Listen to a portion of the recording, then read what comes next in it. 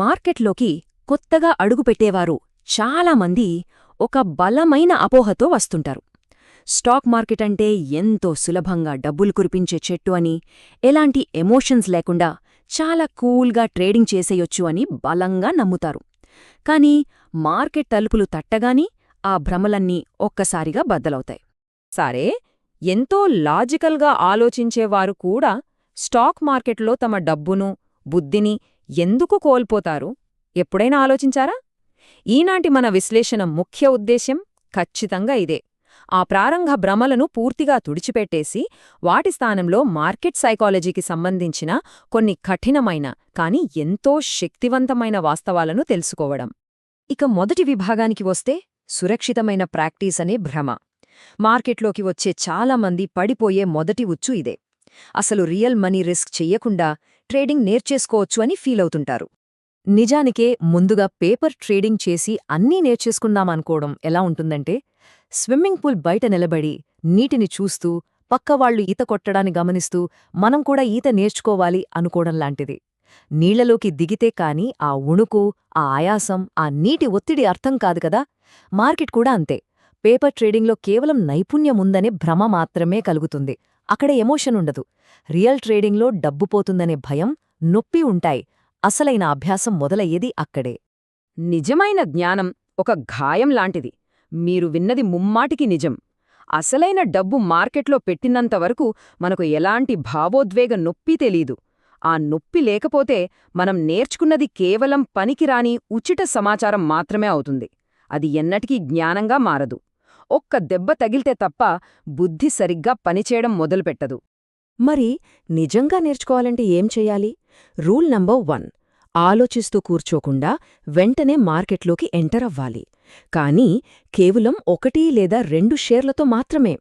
ఆ చిన్న మొత్తంతో వచ్చే నష్టాన్ని, ఆ మానసిక నొప్పిని మనం అంగీకరించాలి. ఆ గాయం ఎంత చిన్నగా ఉండాలంటే అది మనల్ని మార్కెట్ నుండి పూర్తిగా గెంటేయకూడదు, కాని మనకొక జీవితకాల పాఠం నేర్పేలా ఉండాలి. ఇక తర్వాతి విభాగం మార్కెట్ విసుగును తట్టుకుని నిలబడటం. డబ్బు పోతుందేమో అనే భయం పక్కన పెడితే మార్కెట్లో మరో భయంకరమైన పరీక్ష ఉంటుంది. అదే విపరీతమైన స్తబ్దత. 40. ఒక్కసారి ఈ నంబర్ను మైండ్లో ఊహించుకోండి. మార్కెట్లు కొన్నిసార్లు వరుసగా 40 ట్రేడింగ్ రోజుల పాటు ఎటూ కదలకుండా ఒకే చోట ఆగిపోతాయి. ఇది నిజంగా ఎవరికైనా సరే సహనానికి ఒక అతిపెద్ద పరీక్ష. మార్కెట్ కేవలం ఒక 30-40 పాయింట్ల ఇరుకైన రేంజ్లో రోజుల తరబడి చిక్కుకుపోయినప్పుడు ఎంత విసుగొస్తుందంటే చేతిలో ఉన్న మౌస్తో స్క్రీన్ పగలగొట్టాలంత కోపమొస్తుంది కదా. ఏదో ఒక వైపు కదలాలి అని మనం కోరుకుంటాం, కాని మార్కెట్ మొండిగా అక్కడే ఆగిపోతుంది. కానీ ఇక్కడ మనం గ్రహించాల్సిన ఒక చేదు నిజముంది. విపరీతమైన బోర్ కొట్టించే ఫ్లాట్ మార్కెట్, అమాంతం పెరిగిపోయే లేదా పడిపోయే వాలటైలిటీ, ఇవన్నీ ఒకే ప్యాకేజ్ అన్నమాట. మార్కెట్ చక్రంలో ఇవి తప్పించుకోలేనివి. అద్భుతమైన లాభాల పరుగులు చూడాలంటే ఈ విసుగు పుట్టించే సమయాన్ని కూడా భరించక తప్పదు. ఒకదాన్ని మాత్రమే కావాలనుకోవడం అస్సలు సాధ్యం కాదు. నెక్స్ట్ చాలా ఆసక్తికరమైన కాన్సెప్ట్ చూద్దాం. మార్కెట్ యొక్క 2 చికిత్సలు. మార్కెట్ విపరీతంగా ఒకేవైపు వెళ్ళినప్పుడు ఏం జరుగుతుందో ఇప్పుడే అర్థం చేసుకుందాం. మార్కెట్ పాయిజన్ లేదా మార్కెట్లో విషం అంటే చాలామంది ట్రేడర్లు ఒకేవైపు మార్కెట్ పైకి వెళ్తుందని కానీ కిందకి వెళ్తుందని కానీ విపరీతంగా తమ పొజిషన్లను పెంచేసుకోవడం. దీనివల్ల ఒక అనారోగ్యకరమైన భారం ఏర్పడుతుంది. అప్పుడు మార్కెట్ ఒక కఠినమైన డాక్టర్లాగా ఆ విషాన్ని శుభ్రం చేయడానికి రంగంలోకి దిగుతుంది. ఈ మార్కెట్ అనే డాక్టర్ దగ్గర 2 రకాల చికిత్సలుంటాయి. మొదటిది ప్రైస్ కరెక్షన్. ఇది ఒక సర్జన్ వాడే పదునైన కత్తిలాంటిది. ఒక్క ఉదుటున మార్కెట్ పడిపోయి ఆ విషాన్ని తక్షణమే కత్రించి పారేస్తుంది. ఇక రెండవది టైం కరెక్షన్. రోగం మరీ ప్రాణాంతకం కానప్పుడు డాక్టర్ నెల రోజులపాటు మందులు వాడమన్నట్లుగా మార్కెట్ కూడా రోజుల తరబడి ఎలాంటి కదలిక లేకుండా ఉండిపోయి చాలా నెమ్మదిగా ఆ పొజిషన్లను క్లియర్ చేస్తుంది.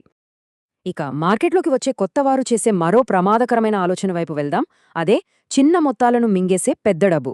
అతి తక్కువ మూలధనంతో రాత్రికి రాత్రే కోటీశ్వరులైపోవాలనే ఆశ ఎలా బెడిసి కొడుతుందో చూద్దాం. దీనికోసం ఒక చిన్న కథ చెప్పుకుందాం. ఒక పేదవాడికి దారిన పోతుంటే ఒక నాణెం దొరుకుతుంది. డబ్బు డబ్బును లాగుతుంది అని ఎక్కడో విన్న ఆ వ్యక్తి ఆ నాణెంతో ఒక వడ్డీ వ్యాపారి దగ్గరకు వెళ్లి ఆయన దగ్గరున్న పెద్ద డబ్బును తన చిన్న నాణెంతో ఆకర్షించాలని తెగ ప్రయత్నిస్తాడు. చివరికేమవుతుంది? ఆ వడ్డీ వ్యాపారి పేదవాడి దగ్గరున్న ఆ ఒక్క నాణాన్ని కూడా లాక్కుని తన డబ్బాలో వేసుకుంటాడు. చూశారా? మార్కెట్లో కూడా మూలధనానికి ఇలాంటి ఒక గురుత్వాకర్షణ శక్తి ఉంటుంది. మన దగ్గరున్న చిన్న పెట్టుబడి మార్కెట్లోని అపారమైన సంపదను ఎన్నటికీ తనవైపు లాక్కోలేదు. పైగా మార్కెట్లోని ఆ భారీ మూలధనమే ఇలాంటి చిన్న పెట్టుబడులను చాలా సులువుగా మింగేస్తుంది. ఇది ప్రతి ఒక్కరూ తెలుసుకోవాల్సిన వాస్తవం. మన సోషల్ మీడియా అంతా ఇలాంటి అవాస్తవికమైన ఆఫర్లతోనే నిండిపోయింది కదా. 2 లక్షలను 2 కోట్లు చెయ్యడం ఎలా అంటూ. కాని అది ఒక పెద్ద భ్రమ. వాస్తవిక లక్ష్యం ఎలా ఉండాలంటే మన దగ్గరున్న 2 లక్షల మూలధనంతో 20,000 లాభాన్ని రాబట్టడం. మన మూలధనం పరిమాణాన్ని గౌరవించి వాస్తవంగా ఆలోచించినప్పుడే మార్కెట్లో ప్రాణాలతో నిలబడతాం. ఇక చివరి భాగానికి వద్దాం. భద్రత యొక్క నిజమైన మూల్యం. చాలామంది ట్రేడర్లు ఎదుర్కొనే అతిపెద్ద సైకలాజికల్ ఛాలెంజ్ ఇది. ఒక స్టాక్ అప్పటికే 8% లేదా 10% పెరిగిపోతే దాన్ని కొనడానికి మనకు అస్సలు చేతులు రావు కదా. అయిపోయింది, ఛాన్స్ మిస్ అయ్యామనుకుంటాం. కానీ లాజికల్గా ఆలోచిస్తే ఆ స్టాక్ యొక్క అప్వర్డ్ మొమెంటం బలంగా ఉండి అది ఇంకా 28% లేదా అంతకంటే ఎక్కువ పెరిగే అవకాశముంటే అప్పటికే 8% పెరిగిన స్టాక్ను కొనడమనేది మ్యాథమెటికల్ పరంగా 100% కరెక్ట్ డిసిషన్. అందుకే కదులుతున్న రైలును చూసి భయపడవద్దు అంటారు. పర్ఫెక్ట్ ఎంట్రీ కోసం అంటే స్టాక్ మళ్లీ కిందికొస్తే తక్కువ ధరకు కొందాం అని వేచిచూస్తే ఆ రైలు కాస్త స్టేషన్ దాటి పూర్తిగా వెళ్ళిపోతుంది. మనం అలాగే ప్లాట్ఫామ్ మీద నిలబడి చూస్తూ ఉండిపోవాల్సొస్తుంది. దీన్నే మార్కెట్ భాషలో ప్రీమియం ఆఫ్ కన్ఫర్మేషన్ అంటారు. అంటే ఈ కొద్దిపాటి ఎక్కువ ధరకు కొనడాన్ని ఒక తప్పుగా ఫీల్ అవ్వకూడదు. స్టాక్ నిజంగానే పైకి వెళ్తోందని కన్ఫర్మ్ అయిన తర్వాతే మనం ఆ ట్రేడ్లోకి ఎంటర్ అవుతున్నాం. అందుకు మనం చెల్లించే ఒక రకమైన భద్రత రుసుము అనమాట ఈ ఎక్స్ట్రా ప్రైస్. సో ఈ వాస్తవాలన్నీ విన్న తర్వాత చివరగా మనం మనల్ని ఒక ప్రశ్న అడుక్కోవాలి.